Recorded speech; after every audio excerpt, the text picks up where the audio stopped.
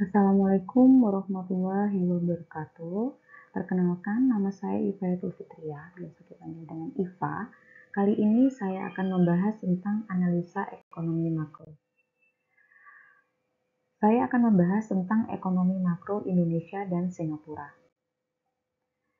Indonesia dan Singapura merupakan dua negara dengan karakteristik ekonomi yang berbeda, tetapi memiliki peranan penting dalam kawasan Asia Tenggara. Perbandingan antara ekonomi kedua negara ini memberikan gambaran tentang perbedaan dan tantangan yang akan dihadapi dalam mengembangkan potensi ekonomi mereka. Berikut adalah beberapa aspek perbandingan ekonomi antara Indonesia dan Singapura. Ini adalah tabel analisa Indonesia dan Singapura yang akan kita bahas satu persatu. Indikator yang pertama adalah pertumbuhan ekonomi. Indonesia tumbuh sebesar 3,69%, sedangkan Singapura tumbuh sebesar 7,61%. Perbedaan ini menunjukkan bahwa Singapura mencatat pertumbuhan ekonomi yang lebih kuat secara relatif dibandingkan dengan Indonesia pada tahun 2021. Pertumbuhan ekonomi Singapura yang lebih tinggi dapat disebabkan oleh beberapa faktor, seperti struktur ekonomi yang berbeda, tingkat investasi yang lebih tinggi, kemampuan untuk menarik investasi asing, dan infrastruktur yang lebih maju. Indikator yang selanjutnya adalah inflasi dan tingkat pengangguran. Inflasi di Indonesia tercatat 1,56% dengan tingkat pengangguran 5,83%. Sedangkan Singapura tercatat inflasinya 2,31%, lebih tinggi daripada Indonesia, dan tingkat penganggurannya 3,2%.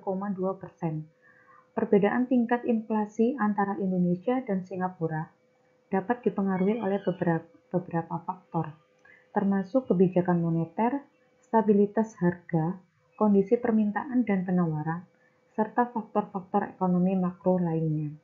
Inflasi yang rendah atau terkendali secara umum diinginkan karena dapat mempertahankan daya beli masyarakat dan stabilitas ekonomi. Namun, sedikit inflasi juga dianggap normal dalam perekonomian yang tumbuh karena dapat mendorong pengeluaran konsumen dan investasi. Indikator selanjutnya adalah nilai tukar, BI rate, dan GDP per kapita. Indonesia mempunyai nilai tukar terhadap dolar 14.285 dan nilai tukar dolar Singapura nilai tukarnya 1,3566 dengan suku bunga di Indonesia lebih tinggi daripada Singapura 3,56% dan di Singapura suku bunganya 1%. Dengan GDP per kapita Singapura yang lebih tinggi yaitu 67.175 US dollar.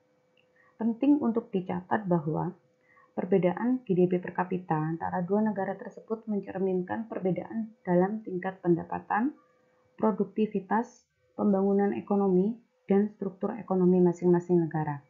Juga, perbedaan ini dapat tercermin dalam tingkat kemajuan dan kesejahteraan ekonomi yang dirasakan oleh penduduk di kedua negara tersebut. Indikator selanjutnya adalah tingkat hutang. Indonesia mempunyai tingkat hutang 41,10% dan Singapura yang jauh lebih tinggi 160%.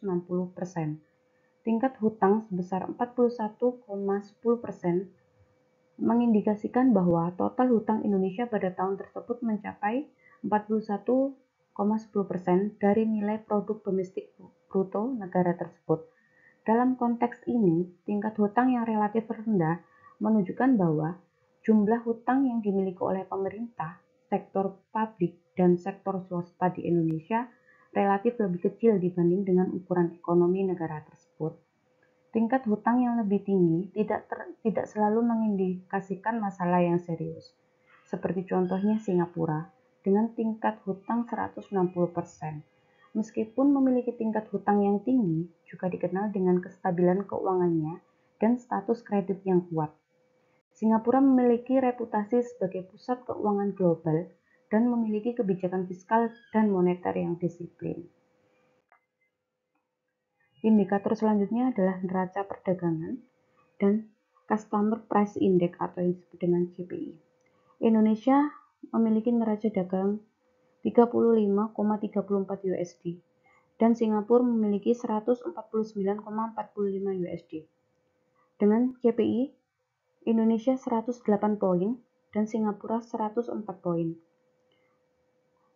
Dalam konteks ini, angka 149,45 miliar USD mengindikasikan selisih antara nilai ekspor dan impor barang Singapura.